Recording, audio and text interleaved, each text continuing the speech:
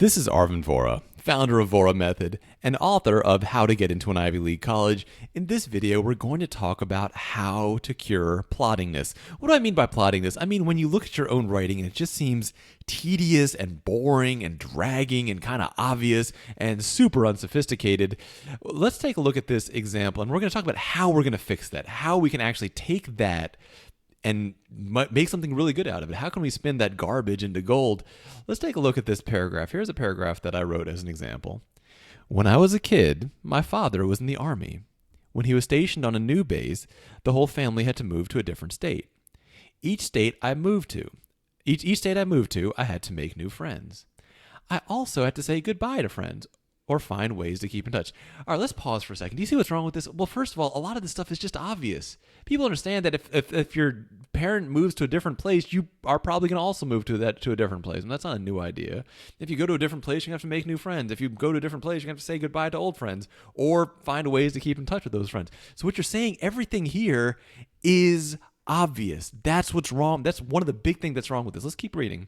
I became outgoing, but I tended to form superficial friendships. This also affected how I read. Instead of reading deeply, I would read shallowly.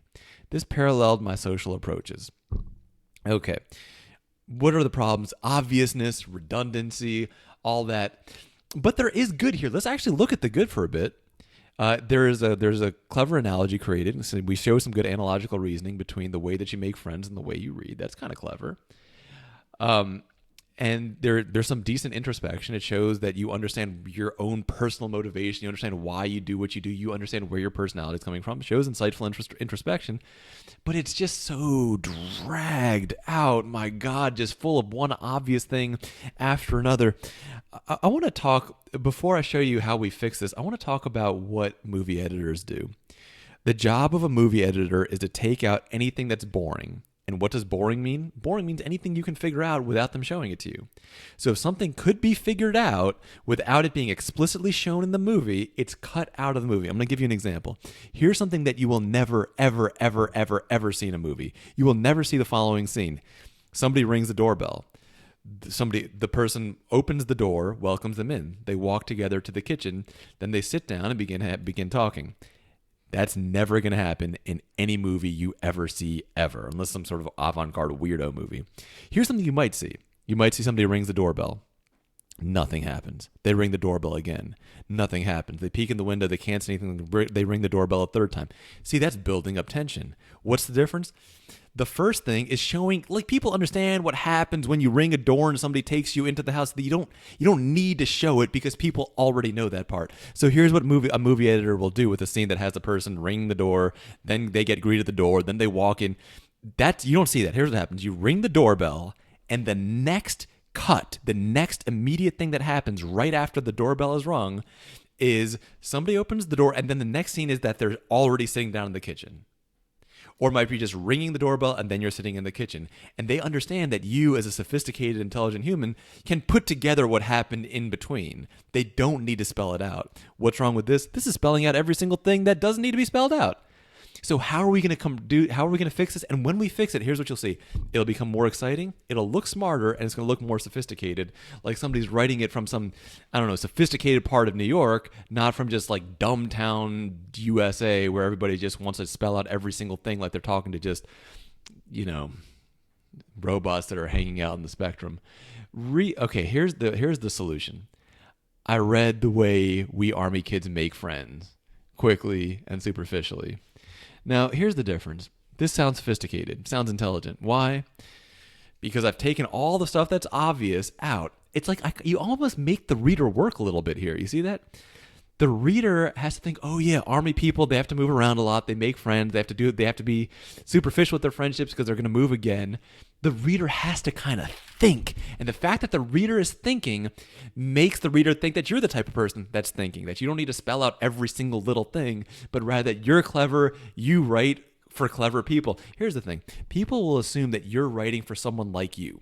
So if you write something that's clever and sophisticated and witty and funny and humorous and unexpected, they're going to think that you're clever and witty and humorous and unexpected. If you write in this just super tedious way, like you need to spell out every single thing, they're going to think you're the type of person that needs every single step of everything spelled out.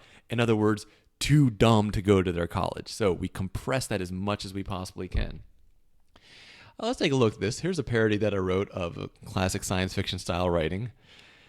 Science fiction, as you know, is often, at least in the olden days, not so much now, but in the old days, science fiction was basically read by people who didn't have a whole lot of emotional intelligence, and you would see paragraphs like this. Fred was crying.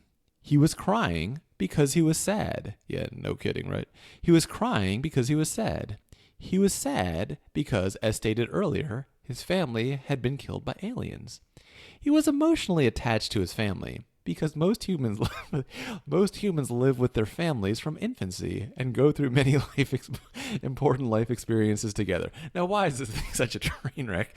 Because it's just spelling out the obvious. Like, yes, if somebody's entire family gets killed by aliens, they're going to be crying. And the crying, we know that shows sad. You don't have to spell out all of that stuff.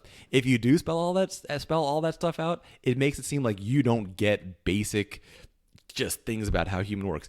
This is not a memorable paragraph. This is not a good paragraph. This is just god-awful, terrible writing because it's dragging things out. Now, here's something that's just a tedious piece of garbage, and I'm going to show you one of the most famous quotes in human literature. This comes right from the Bible. Here we go.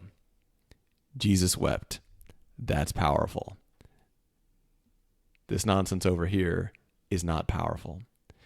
So if we want to make your writing more emotionally powerful, more sophisticated, more intelligent, what you're going to do is you're going to cut out anything that the reader can put together. You're going to compress everything, make the reader work a little bit. The goal is not to bewilder the reader, but make the reader have to actually think actively while they're reading. It's going to make your writing seem sophisticated. It's going to make, therefore, you seem sophisticated. It's going to make your writing seem clever and quick-witted. That'll make you seem clever and quick-witted. You treat the reader as if he's intelligent, they're going to assume that you're intelligent. So the cure, if you're looking at your writing, it just seems draggy and tedious and plodding, just compress it. Get rid of anything that can be taken out, and it's going to create something that's much more effective, much more sophisticated, and much more memorable.